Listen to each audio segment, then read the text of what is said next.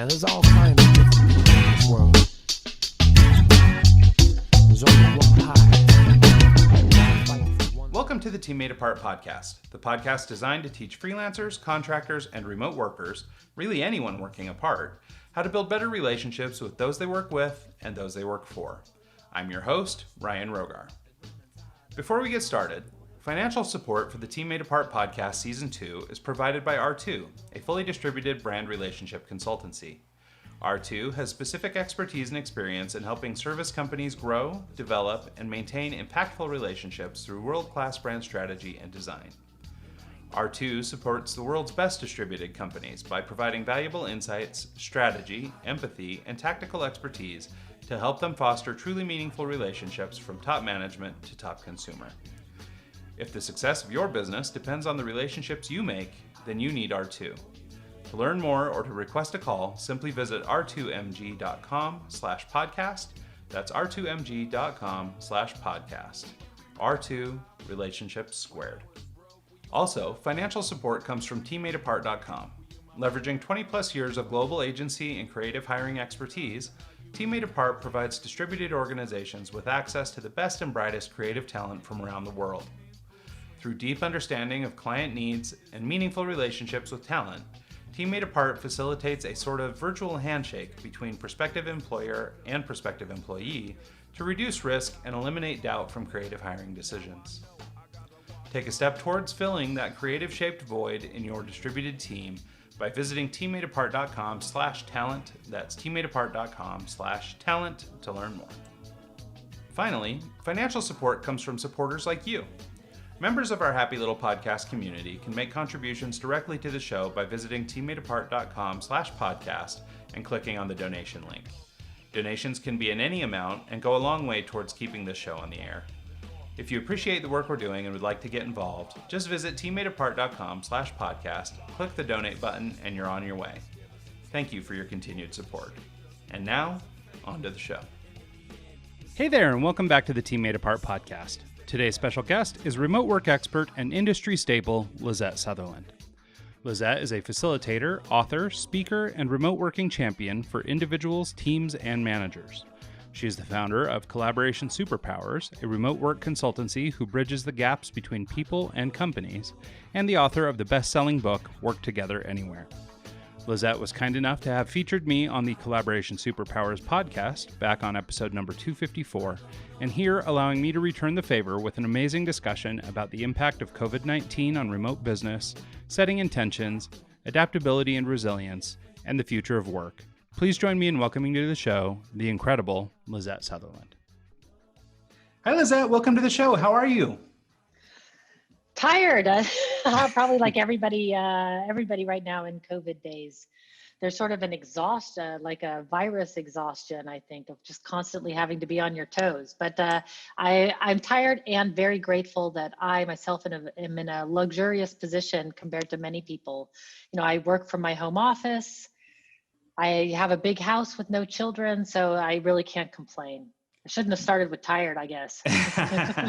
No, I think it's okay. I think it's kind of this resounding feeling that like kind of everybody's working through right now is just this, I mean, I think it's just the stress of having sort of this barrage of just uncertainty happening to us kind of all, you know, for all this time. I mean, it's been months and months at this point.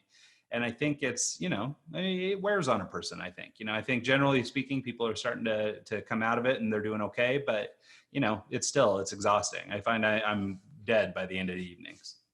Yeah, and I'm hearing from a lot of companies right now that, and in a good way, that they're focusing on well-being and mental health for employees right now. Because I just think, I mean, I'm hearing it everywhere. People are like, oh, my company, people aren't producing as much. Everybody seems down. And I would keep saying like, yes, and don't make them produce so much right now. Like now is not the time to push. Like now is the time to let people have some time to regroup and rest themselves, because there's a lot on everybody's plate right now. Yeah, I was talking to a neighbor. Oh, sorry. Oh, go ahead. I was talking to a neighbor yesterday, and she was telling me her situation. She's got 2 children and herself, and she has to work, and her kids have to go to school virtually, and they're all sharing one laptop. Oh, and wow. I thought, oh man, I can't even imagine sharing my laptop. So Yeah, Yeah, I can no, it's understand people are tired. yeah, it's crazy. Well, and just speaking of that, I mean, as we're taping this, the show will air a little bit later, but as we're taping this, my kids are about to start back to school next week. And, they're going to be working at least half time from home. They're going to school 1 or 2 days a week, but the rest of the time they'll be working remotely from home. And then my wife, who is a junior high teacher, is going back to school too. She actually started back yesterday. So she's in there preparing and getting ready for what's sure to be kind of a crazy year. So maybe though, before we get into this, because obviously we're segueing into a great topic, I think let's get a little bit of introductory stuff. So I came to know you by way of introduction and reputation and all this stuff, and I also had the pleasure of doing your podcast, the Collaboration Superpowers podcast, which I was very grateful to be a part of. And I really enjoyed those conversations that we had, and I've really appreciated getting to know you. But I wondered if you wouldn't sort of introduce yourself to the audience and just let people know who you are and what you do. Okay, so I run a company called Collaboration Superpowers, and the whole mission of the company is to help people work better together remotely. We do that through workshops mainly, but there's also lots of free resources available, of course, over time. So there's a whole, just about any topic. We've been doing this for 6 years. For 6 years now. So there's a lot of resources available on the website. So we've been doing that. And I think the thing that really excites me personally about remote work is the idea that we can solve complex problems with people all over the world. And I've always thought this since I was in my 20s. I heard this radio interview of a Stanford professor saying he was trying to do a more well-rounded degree and saying like, okay, you can be an archaeologist, but you also need to know about these science things and these weather things. You have to know sort of the whole thing. So he was trying to go for more of a multifaceted degree where you would just get a little bit of everything, because he said it takes a little bit of every person's knowledge in order to solve big complex problems. And often those people are not in the same room. So what really excites me is just being able to, like, if we get the right people together, we could do global warming,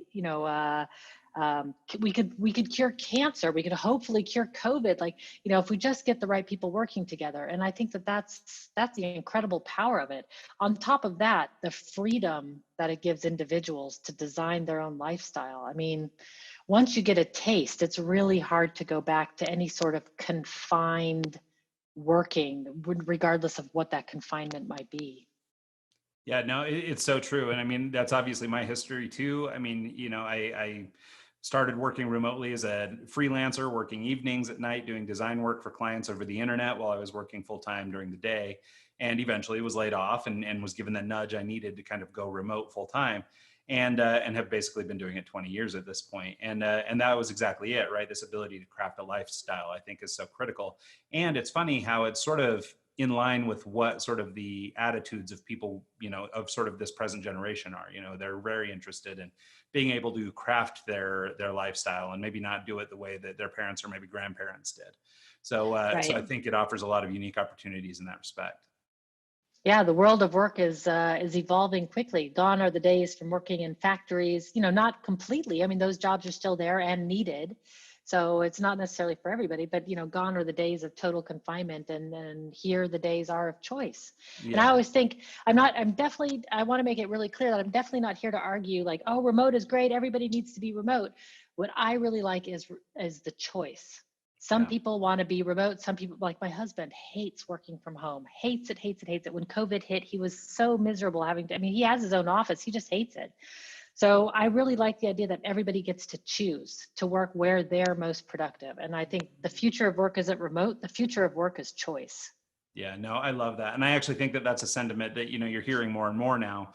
I think there is sort of this stereotype running around, especially among sort of like remote work advocates or people who are writing, many articles about remote work, that it sometimes comes off that what they mean is, remote is the way, everyone must be remote. Like, well, I'll be working from home. And I think one thing that's become exceptionally apparent right now during COVID, especially, is not everybody's cracked up for it and not everybody's actually looking for it. I think there are a lot of people right now with a toe back in the office who've been sort of unable to fully commit to working remote. And for all intents and purposes, don't really care to. They're actually dying to get back to work. And I think that there's nothing wrong with that. So I really like your sentiment, this idea of choice versus, some sort of forced thing. And Absolutely. And especially right now during COVID, this is one observation we've been making recently, is that there's sort of now two classes of remote workers, right? There's people who work remotely by choice, then people who were sort of forced into it by nature of COVID or whatever their situation might have been. And so, and what we're finding is that people who have that toe back in the office, who maybe aren't fully in, they're not investing in all the things they ought to be investing in to become a great remote worker. And as a result, the experience isn't going very well. And we're seeing that even too among employers, for example, who are just, we're certain we're going back to the office. So they haven't totally bought in on remote work. And so as policy goes, or the way they're managing their people go, they're still sort of treating it as if they're in one co-located environment, when the reality is they've actually got to start handling things a little bit differently, or at least, I guess, adapt a little bit. Well, yeah, because it doesn't look like the lockdowns are going to end anytime soon at this point. We just heard from the Dutch government. I'm living in the Netherlands right now, but we heard from the Dutch government last night that they're encouraging people to work from home at least until January at this point. So, I mean, and that's the thing. I think with the pandemic, there's some trepidation that there could be, some sort of flare up or something in the winter. And so I think that sort of is going to be the policy. I mean, it's also here in the States, that's sort of the policy. I mean, we have there's a lot of interest, and I think a lot of just an American personality that a lot of us are trying to get back to work and get back to our office or get back to whatever normal is. But I think ultimately, like, the government stance and everything will sort of be that as well. If you can work remote, keep yourself distant, do that sort of thing. And honestly, it's probably not bad to be that responsible for other people. Yeah. And yeah, I would agree. Well, so let's transition then into a little bit of maybe a more focused discussion then on this future of work. This is one of the things that it keeps coming up, and I'm actually really excited to talk to you about it, because I think you and I probably have some similar perspectives on the matter. One of the things that's coming up, I've done a lot of interviews on what is the future of work and all this stuff, and I keep going back to this idea that maybe the future of work just kind of is work. Like, it's not really, there's no future of. Like, we don't have some metric in our back pocket that we can look at and go, okay, well, now we've arrived at future of work. And so I think it's really important to sort of look at the world in sort of this fluidity, or appreciate sort of the fluidity of life, and understand that, yes, of course, right now we're all pointing at COVID. This is the big pandemic du jour. This is the reason everybody's doing whatever we're doing. But I mean, ultimately, it's somebody's COVID every day, whatever it is, whether they're experiencing loss, or maybe they've lost a job, or they've lost a loved one, or maybe there's some other situation going on in their life that's causing some stress. I mean, just because now it's COVID and this is something globally we can all relate to, doesn't mean that people don't have these experiences all the time. So I think this idea that we're looking for some dramatic switch or a black and white thing where one day we're going to wake up and it's the future of work, I think is maybe a little naive. So what are your thoughts about sort of where we're going and what's going on in sort of the future of work? It's a really big question. I mean, right now, so I would say that, in the beginning, people have been struggling just with going remote, like just the logistics of going remote.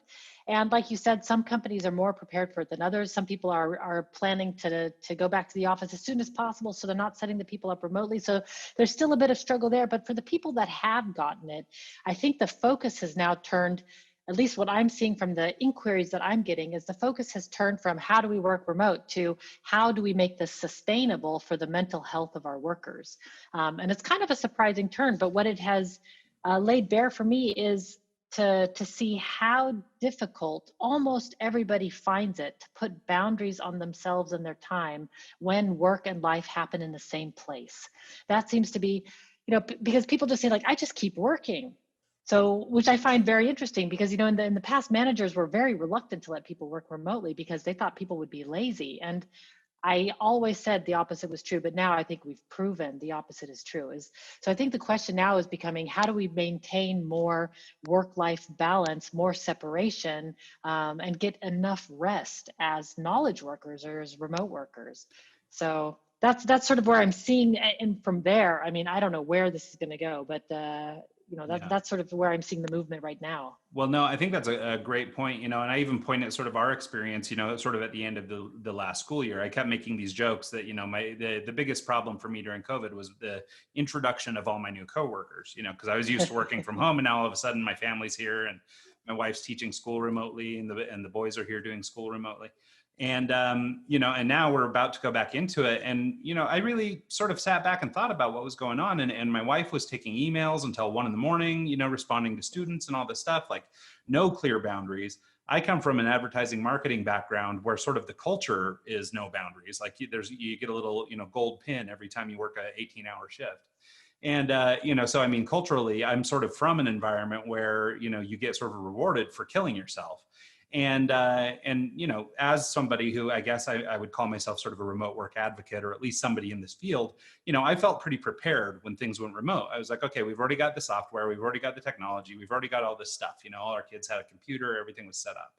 But when it came down to boundaries, even though we did some things right, like for example, we kept our children on a bell schedule. So they had the same bell schedule at home that they did at school. So basically they got up at the same time, they did classes when they did classes at school, and that helped out a lot. But the problem was the kids would get done early, because they were able to rock through their work. There was no breaks, there was no, recess, there was none of this stuff. So they just fired through school, done by noon or 1 o'clock. And then me and my wife would proceed to work until 8 or 9 o'clock at night. And for no apparent reason, I mean, we just didn't stop. And here I am going around telling everybody, yes, I'm the expert, I'm the guy, I know all this stuff. And nonetheless, I could not bring myself to stop. So I think it is critical to have that discussion about boundaries. Oh yeah. I mean, I myself am struggling with it too. I love my work, and I love the people that I connect with every day. And so I could just keep going. And what I did for myself is, I've experimented with tons of productivity things, but the thing that seems to work for me for some reason, things, for example, so one thing that's illogical is I use a paper planner instead of an app, for example. I don't know why, it just works for me. So I go with it. And so the schedule that I set for myself is every week on Mondays, I sit down and I say, okay, what does my schedule look like? And I block out my hours. Like, these are the hours that I'm going to work. And if it turns out that I can't work within those hours, like I'm too tired, I lose that time. So I don't get to make it up during another block. And then when that block is over, I don't get to work anymore. So when the block's over, I have like free time at that point. And for some reason, that switching, that hard start and stop that I've set ahead of time for myself, for some reason it works. And my brain's like, nope, you're not allowed to work right now. So I get to just turn off and do, hobby stuff. And that has saved me. The other thing that saved me is taking regular stretch breaks during the day. And I didn't realize how important this was. It sounds so simple and so easy, and it is, but I wasn't doing it. Like, I was just powering through 4 or 5 hour work sessions.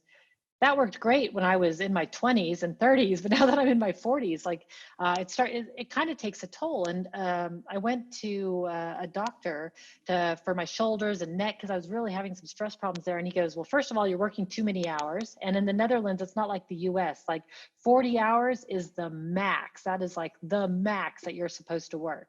Whereas in the US, that's the min, right? And then he said, and you need to take more breaks. And he made the analogy, he said, listen, if you're climbing a mountain, you also on the way up the mountain have to sit down and eat an apple, take a rest before you can keep going. He said, the same thing holds true for your brain. You, every once in a while, every hour or two, you actually have to physically take a break. And he goes, and you're not allowed to read Twitter. Like, going from one screen to another is not a break. Says you actually have to take a break, and like, no podcast, no Twitter, no screens. And I was like, oh my God, what am I going to do? But it's actually been surprisingly effective, just laying in the backyard for 5 or 10 minutes and then going back to it, or going a walk around the block and then getting back to it. Surprisingly effective. So there's a lot of simple things that we can do in terms of boundaries, but it's hard to implement them. It's just really hard to implement them. So what I tell people is, find what works for you. Whatever that is, there's no right or wrong in this department. It's whatever works for you, whether it's logical or rational, it doesn't matter. I'm carrying this stupid book around with me, this full focus planner, which I love. It's not rational or logical, but it works. So do that. No, I use a paper planner also, and maybe it's just showing my age, because I think you and I are sort of contemporary in age, and so that's been the route for me. And honestly, I've always joked that I'm the worst about to-do lists. I'm not really good about it. Although I find when I use them, I actually get more done. So I should be better about it, but I don't. But what I think is sort of refreshing or interesting about your suggestions there is that sort of both of them are kind of analog, right? They're both a little offline. And I think there's probably something to that little, just giving your brain a moment from the blue lights and the screens and all these things and the notification bars and all these things that are going on all the time. Because I think, we're kind of programmed. I mean, we're using these, a couple million-year-old brains, and we're working through, stuff that like clearly we could have never been programmed for, right? So we're flexing our brain and we're really stretching it out to do amazing things. But I mean, we can't be wired to work on like that for 24 hours a day. I mean, we've got to take some breaks. And so I myself have found me, I guess, almost craving. I'm not really doing enough to work towards satiating these cravings, but I do find myself pushing more for things that are a little more offline, getting a little away from the computer, leaving my phone at home for the weekend or whatever. Like we just went out of town for the weekend. I just left my computer and my phone and everything back in Utah. And I physically couldn't check my email. I physically couldn't answer anything. I couldn't do any of that stuff. And for me, it was just a couple of days, but man, what a break. And so I think it's really important to sort of get that downtime. And even if it can't be for the whole weekend or whatever, I think, like you said, just getting up, maybe a little physical activity. I think especially for folks like you and I, who spend a lot of time in front of the computer, basically my whole career is sitting in front of a machine. It's highly critical that I get out and do something physical every now and then. Otherwise I get to these evenings where I just start feeling drained. I start getting tired. I get a little chippy or edgy and kind of emotional or whatever. And, I think it's really critical that we build in that time for ourselves. Yeah, I took a productivity class on Udemy earlier this week because I was actually struggling and somebody recommended. I thought, oh, it's only a couple hours, I could fit this in. But he was saying that there's all these different types of time that we need to schedule for ourselves. And I thought that was really good. He said, there's time to achieve goals, there's time to rest, there's time to take care of your relationships, and then there's time for creativity.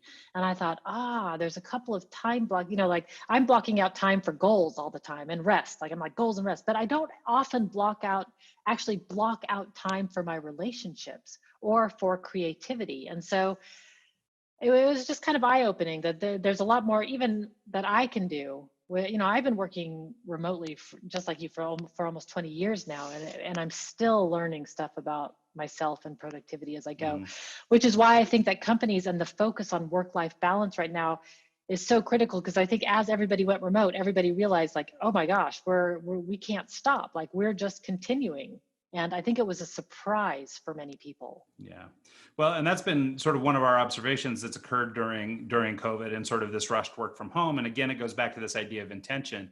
People who are, now working from home, whether or not they like it or wanted to, I'm finding, at least from a mental health perspective, it seems like many people who sort of haven't properly set their intention to be working remotely, and they're sort of, there against their will, they've got a foot back in the office, all that sort of stuff. Now they're starting to get blindsided by the things that are really common in remote work, isolation, stress, anxiety, all these sorts of things that are really common in the remote work world. And I think if you're prepared for remote work, if you're there on purpose, then when those things roll in, you go, okay, I read an article about this, or I kind of know what to do with it, right? You're a little bit fortified mentally for it. But I think for these other people who just flat out don't want it and they're not thinking about it, there's this, all of a sudden they're feeling these emotions or these vibes, and they don't know what to do with them. They're a little bit out of context. And so in terms of mental health, I think it's important, like you're saying, the employers start to recognize this and pay a little bit more attention to this work-life balance. And it's funny because we're saying work-life balance, and for years I've always thought that was sort of one of those little buzzy, kitschy things that we say, when we say work-life balance, we mean we're going to give you treats at work so you'll stay there longer, but you can kind of balance out a little bit, And so, but I think work-life balance now, for as cliche as it sounds or whatever, I think it really is becoming sort of the new normal. And you're not seeing any shortage of articles or managerial direction that's, everything is mental health focused nowadays, or there's a significant push for it anyway. Yeah. And I think it's important because we're going to burn ourselves out rather quickly. Also, we all went remote overnight, not the recommended method, I would say. If I go back and listen to some talks a few years ago that I gave, and I recommend people like do an afternoon a week or one day a week and just see how it goes. So this whole like everybody go remote overnight, that's totally not the way. But the added stress of one, having a killer virus out there is huge, and having your family at home all the time. That's not normal remote working. Before COVID, I'm one of the rare people, I don't have children and I've got a big house. And and an office. So, but I have a luxurious setup at home. And when I look into the windows of my neighbors, I can see that they're sitting at their kitchen tables, like uncomfortable chairs. They don't have proper setups. Like I've got a sit stand desk and multiple monitors, the best headset, awesome speakers. Like I'm totally set up for it, and I'm stressed. I cannot imagine what it must be like to be working with a family on your kitchen table without the proper tools. Well, yeah, I mean, during this time, I've been thinking a lot, especially in my marketing company or my design agency, we have a small Spanish team. And for those guys, especially when lockdown was sort of at its height, and they're stuck in their tiny little flats in a country that's really built for being outside. They're stuck in these little flats with no exterior space, no anything. And so to your idea of comfort, I mean, I've got a private office, I've got, a comfy chair and a desk and all this stuff, and I'm ready to go. But those guys, they're not equipped for that at all. And so many of them are, really struggling. And now, thank goodness, they've got a little bit of freedom. They can get out of the house, but it's still, the struggle is real for sure. You mentioned earlier, one of the things that you were talking about or had discovered in this productivity seminar was this stuff about, developing relationships, things like that. And it brings me to this idea or this article that I was reading. It was called 3 Career Questions to Ask Yourself During the New Normal. And it wasn't specific to remote work, but I sort of am able to think of it in the frame of remote work, given that everybody's working from home right now. So I think it makes sense. But the 3 questions that she asked were: 1, which relationships have become stronger? 2, how has this experience made you more resilient? And 3, what will you make time for in terms of reevaluating your life? And so I think it's interesting because we've kind of landed on a couple of those topics just as we've been sitting here without really, focusing the conversation in that way. But I think, it's a little bit of a mindset shift, but I think if you stop and think about it, you could probably check each of those boxes and look at the relationships we've made and the things that we've had to do. And I think you could actually start looking for some silver linings here during this, post-COVID time.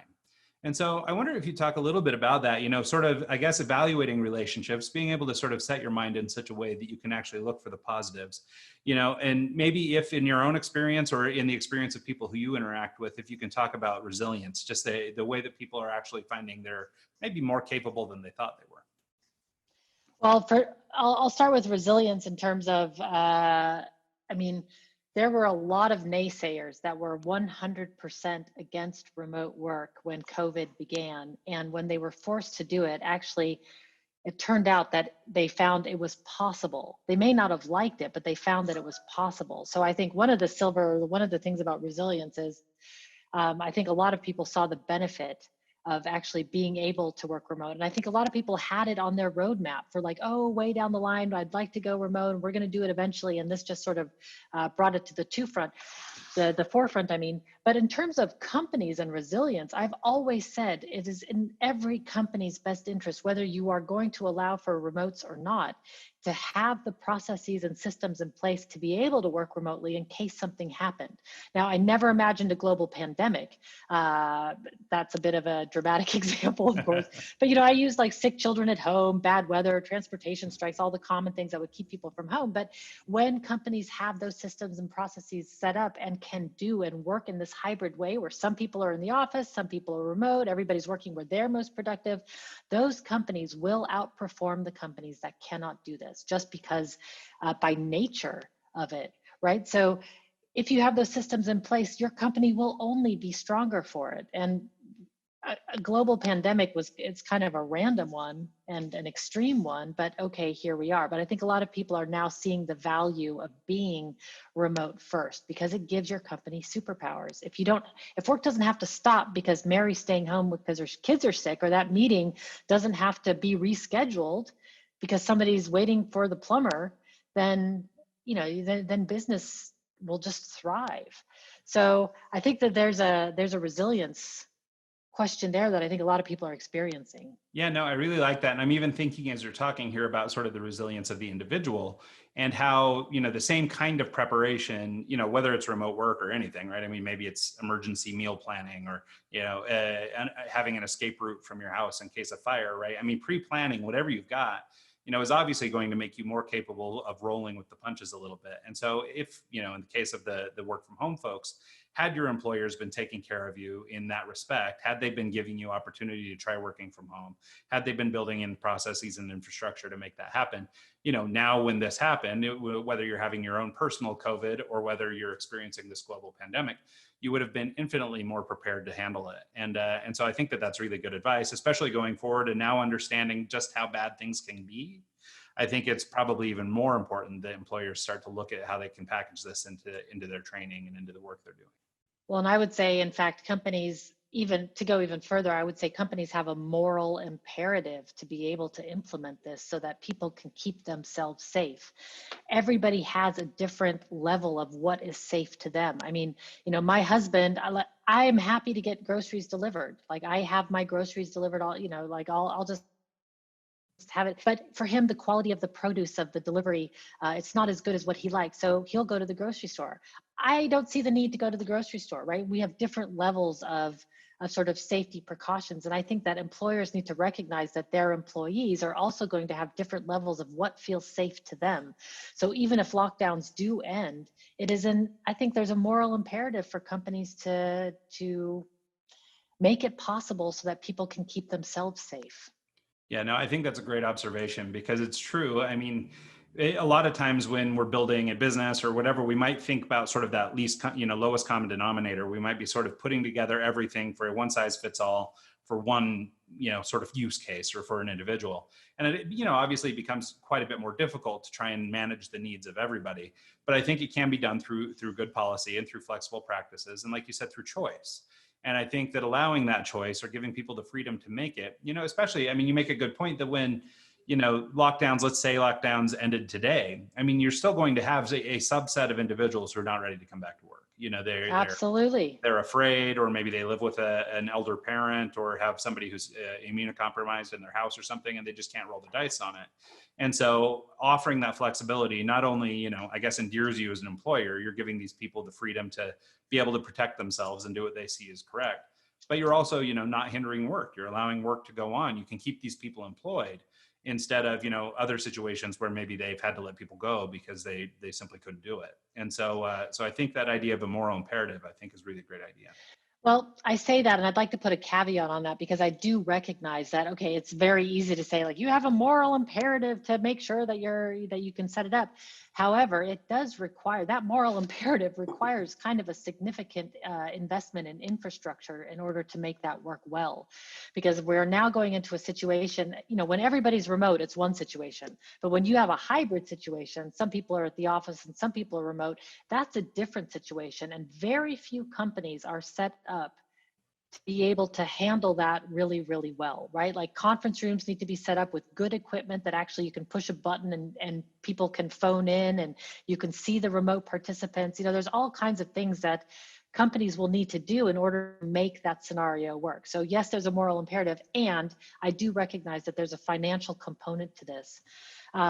However, your company's on the line, right? Like, now is the time to invest to make sure that people at home have an ergonomic setup, or that they've got the security protocols they need to be able to access the information that they need, or that they can dial into the meeting and be present, and that they don't get left behind with the people that are in the office. So it's easy to say, like, yeah, I have this high horse, but I do recognize that there's a significant investment there. Well, yeah, and I think that's fair, but I also think that just in terms of sort of mindset, I mean, there are a lot of people that throw around this idea of being people first nowadays and don't necessarily know what that means. Sounds great, and obviously you want to say that to just about everybody.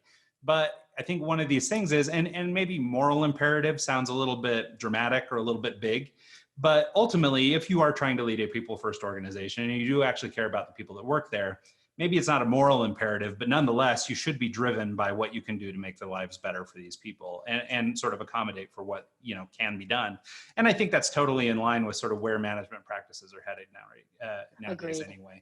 I mean, obviously 15, 20 years ago, maybe it was less critical, but, and it's come up several times in this conversation, but I mean, just the amount of attention that employers are paying to issues of mental health, for example, and sort of these, I don't know, kind of intangibles, right? It was one thing if your mental health issue was, I don't know, schizophrenia and you physically couldn't come to the office or something. But if but now we're talking about like subtle things, like psychological safety, things like this that are no less important, but, kind of hard to really wrap your head around. It's how do I make sure that somebody feels psychologically safe? And I think so much of it goes back to this idea of intention and empathy and things like this, where really you're just setting forth, from this moral imperative to take care of your people. And I think if you do that, you're, certain to not only raise better and more loyal employees and, have a happier and healthier workforce, but I think you'll ultimately see all that net out in, productivity gains or whatever at the office. Oh, sure. And to be fair, also the cost of equipment has come down so much. It's not like you need these super fancy setups anymore, right? Like a good monitor, a good webcam, a good headset, like, it's not so much money. And I think the productivity that what you get back in return more than pays for it. Yeah. It's just that it's different. It's just that it's different. I keep saying to people, remote is different than in person. It's not better or worse. It's different. It's a different medium. And I make the analogy to television and radio, right? They're also different mediums, but you produce content for those mediums differently. It's the same with remote and in person. They're just different mediums, but you have to think of it as different. You have to shift your mindset to, it's this medium. I need to produce content for this now. Yeah, no, I think that's a great observation because it's true. I think, especially when we start talking about remote work as a choice, I've heard a lot of people try and just make the argument that remote work should just be work, right? This is just work. And so, but I do think it is important that even if it is just work, and we do try and sort of not necessarily delineate the two, I think it's still really important that you do recognize your medium. It's just like anything. I mean, whether it comes down to writing emails or sending texts or whatever, I mean, there's sort of protocol. Right. I mean, if you're using a bunch of slang and, you're writing incoherently and you're not capitalizing and putting periods in your email, that's as ineffective as an in-person meeting where, maybe, I don't know, you got two people in the room not speaking the same language or something. Right. Right. I mean, so it is, it's the same, but different, so I think that's a good way to look at it. I wanted to circle back to this idea of relationships then. So one of the things that's come up sort of, or an observation I've made, I guess, is, well, and I guess it's also as it pertains to this idea of what will you make time for, this idea of reevaluating your life. I think so many people, despite COVID or maybe because of COVID, have had an opportunity to sort of reset and sort of think about what's important, maybe understand priorities a little bit differently. And one of the things that I keep kind of just throwing away as this little cliche or this little thought is that, basically now, like I said, I had joked about my new coworkers being the problem. But what's funny is that most people work their whole lives to retire for the opportunity to spend this much time with their kids, or with their spouse or their whomever. And so I think, it is a good opportunity in that respect. And I think, so if someone was to ask me, how have my relationships gotten better? Obviously, because I'm sitting here on Zoom all day, I'm meeting a lot of people. I'm, having an opportunity to network and build new relationships with new folks, but I'm also having a lot of offline relationships that have grown and improved too. Just even, in the relationship with my own kids, for example, they used to be at school all day and I used to be at work all day, and we'd sometimes meet in the middle and eventually be home. But those relationships have all grown just by virtue of me being in the next room. And so I think that that it's really important to maybe sort of look at those relationships and try and weigh out, the work stuff from the social stuff, because I think there's obviously a lot of improvement or a lot of gains that have been made over this time. Well, yeah, it also would help in the social isolation category that many remote workers feel. And one thing that always surprised me, I'm very different than most people in this respect, in that I don't have the loneliness or alone isolation problem. Like, you could leave me alone in a home office for years without anybody and I might be okay. So I'm a different beast in that respect. I mean, I do love the relationships that I have, but for me, it actually takes active effort to go out and maintain my relationships. And I'm going to admit something that's really, it's going to sound autistic, but this is what works for me. Is I actually have a stack of note cards. They're not within reach, or I'd show you. I have a stack of note cards, and on my note cards is a list of, every note card has a name of a good friend that I really value and want to keep in touch with.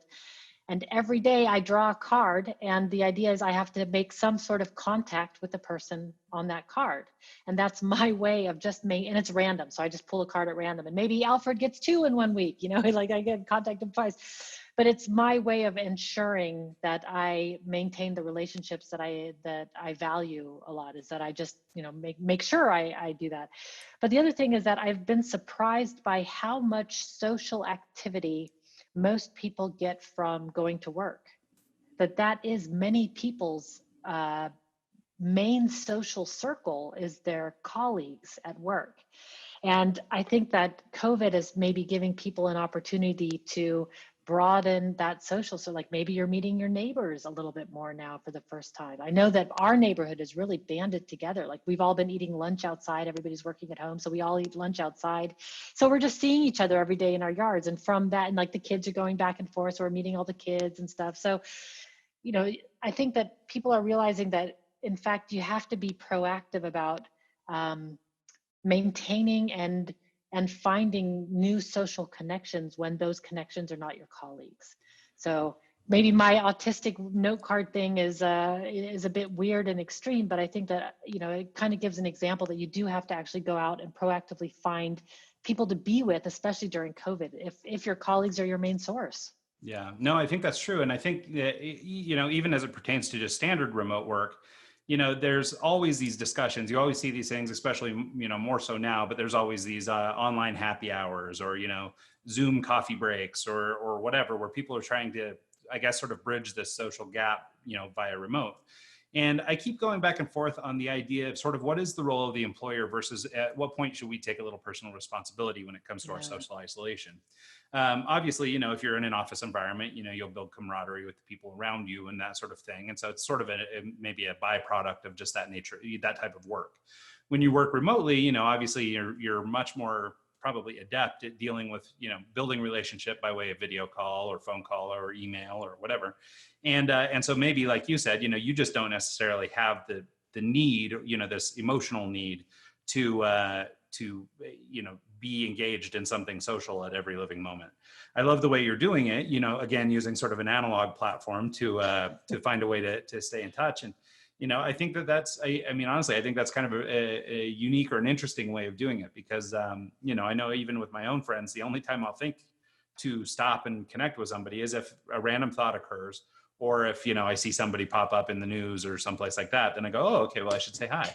But, in terms of maintaining relationships, building better relationships and all that stuff, the key word or the thing that you've sort of landed on is this idea of effort. And again, by extension, intention, this idea that I beat that word into the ground, but so much of it has to do with that intention and going out and really building these relationships and being purposeful in what we're doing with people. And I think, especially for entrepreneurs, people who are working remotely, but running their own business, like you and I, for example, getting out there and making those relationships happen is critical. And obviously during, COVID, it's been a little tougher. I know that most of my, in-person networking events have dried up, for example. So I'm not really out meeting people, locally anymore. And, and that's a struggle for our business because we do a lot of business by handshake. We've got to get out and meet people. And but I do think it is important to look at these different things and maybe understand, I guess, the responsibility of your employer in your social interactions, and I think sort of being empowered to go out and maybe meet your friends or like you said, maybe the neighbors or somebody, I think is going to be a big component of sort of maintaining our mental health. Yeah, when I first moved to San Francisco 20 something years ago, when I first lived, I didn't know anybody. And what I did is I ended up going to this, it's going to sound funny being 45 now, but anyway, I was a total goth kid. So what I ended up doing is we used to go to this goth club every week and then a couple of other places, like a yoga place. I went to yoga and I went to this goth club every week. And that's where, because I was new in town, I knew nobody. That's where I started meeting people. So in my head, what burned in my head was, if you want to meet people in an environment where you know nobody, you start to go to a place regularly. And inevitably, you will see somebody regularly there who you will end up, meeting, and they'll introduce you. So that was sort of my way of like starting and then branching out. So I would say to people, find something that you're interested in. And during COVID, it's extra hard. I mean, the social isolation during COVID, it is brutal, right? Because we're not allowed to even be near people at the moment. But there are so many creative ways to reach out to people right now. I would say find something that you're interested in, and then reach out and try to find a local group where maybe you can meet online and then eventually meet in person, but tap into an external network besides your colleagues just for your own sanity, I would say. Yeah, no, I think that makes a lot of sense. So we're starting to get towards the end of this thing. I wanted to talk maybe a little bit more tactical about maybe how remote work will be used going forward then.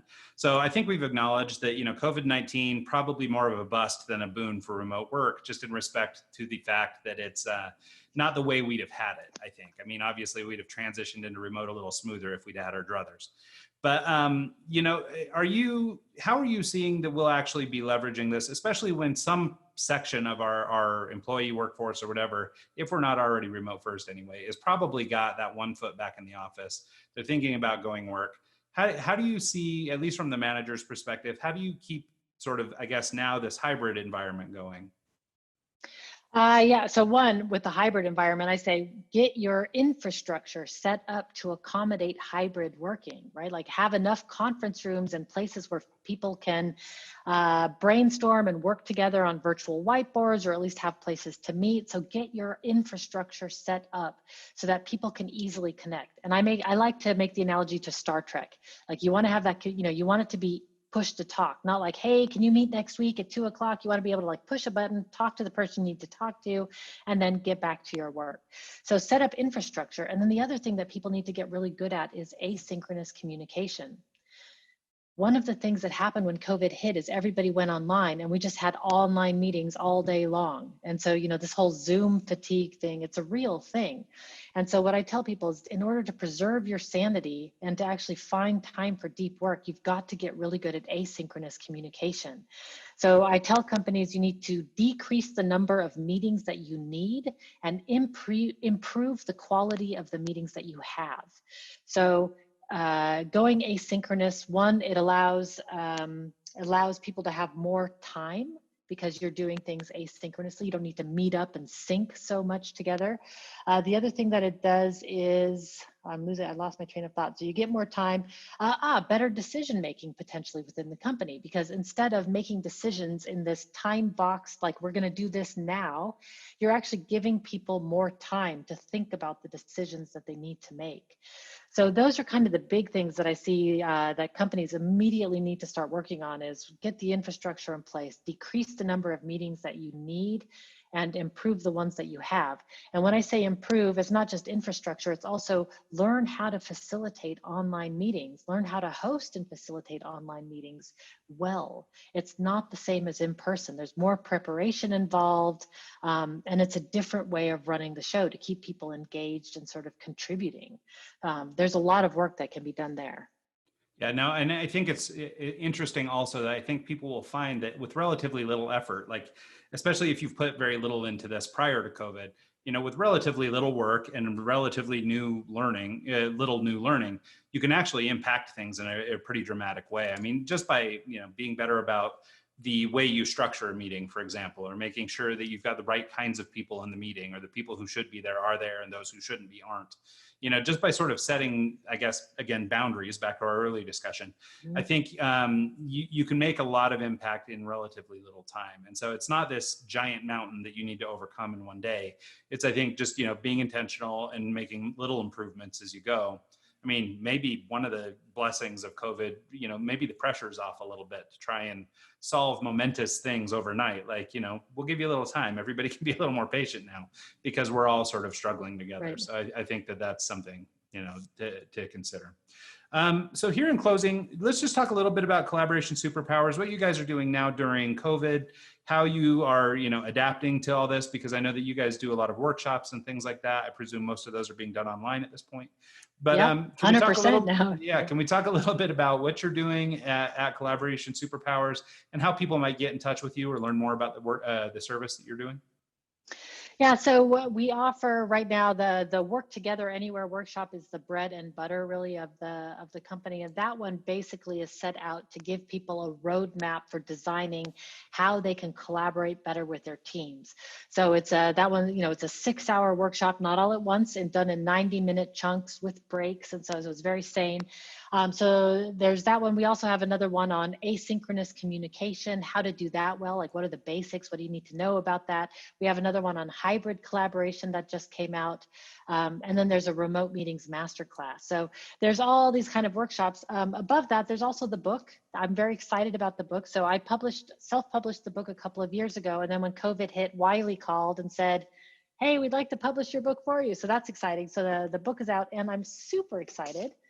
It's now out in Japanese, like it's been translated into Japanese. So one thing about the Japanese book is it's read the other direction. So you can see this one is in one direction, this one's in the other direction. So they read it, I'm gonna say back to front because I'm used to, but I don't know what the right terms are. It's back to front and from top to bottom. It's like so anyway, I still learned something new. So there's all kinds of resources, and it's not just me giving workshops. In fact, I'm only giving one per month at this point. I have 51 facilitators giving workshops all over the world in all kinds of different languages. It's been translated into Spanish, Portuguese, Japanese, Italian, and German. So I'm honored actually to see the workshop go so far into the world and to see how it's helping people. Yeah, that's basically what we do. The other thing that we have at Collaboration Superpowers is the podcast, of course, which I was honored to have you again as a guest on that podcast. And what we're trying to do there is it's not a podcast about raw remote is great. It's a podcast about what have you struggled with and what did you do to overcome that challenge? Because if you're a remote pro, it's still not easy. Even if you've been doing this for 20 years, it's still not easy. Just like, working in an office, you're always going to need to align and communicate well. And, it's kind of an ongoing thing that people need to work on. Just like productivity, it changes over time. What was productive for you 10 years ago is not the same as what's productive for you now. So there's sort of an evolution of that. Yeah, I'm excited to see how much the workshop has grown. Yeah, no, that's incredible. Well, and it's funny that you mentioned that last bit there, because it's something I've been talking a lot about lately, which is this sort of embracing fluidity and controlling what we can control, especially in times of COVID and things like that. I think so much of our anxiety comes from the unknown, not being sure what's coming around the corner. And I think the more we can control the things we can control, the better off we're going to be. So I think that's a great point. So yeah, in fact, I just want to say, I saw on my, I used Calm, the meditation app to in the mornings. And this morning's quote was, if you want real control, drop the illusion of control and just let life live you. It does anyway. And I was like, oh, that was good. Yeah, deep. I can control. Yeah. Well, oh man, that was a good one. No, but I can control certain things, and then the rest of it, like COVID, I cannot control. And so I need to just let that go. So what I always say is take care of yourself and those immediately around you that you can offer help to, like Mr. Rogers, right? Like find the helpers and be a helper. And then we have to just let go of all the other things that we can't do anything about. Yeah, that's really I think that makes sense. Sometimes we just kind of have to stand there and let things happen and, do the best we can. Even so much of our discussions lately have circled around just sort of these core fundamental things, communication, relationships, empathy, these sorts of things, because as the world is spinning around you chaotically out of control, if you can sort of plant your feet in concrete and stand there in the middle, you can let everything go nuts around you, yet meanwhile, your world doesn't have to change all that much. This fundamental stuff is still true and will always be true. So I think that's great. Well, Lizette, thanks so much for doing this. I'm really grateful to have had you. Collaborationsuperpowers.com is the website. And thanks so much. Really, really thrilled to have this conversation with you. Thank you, Ryan. It's been great to be here. And thanks to everybody who's tuned in this week, every week, and continues to support us over at Team Made Apart and everywhere else we are.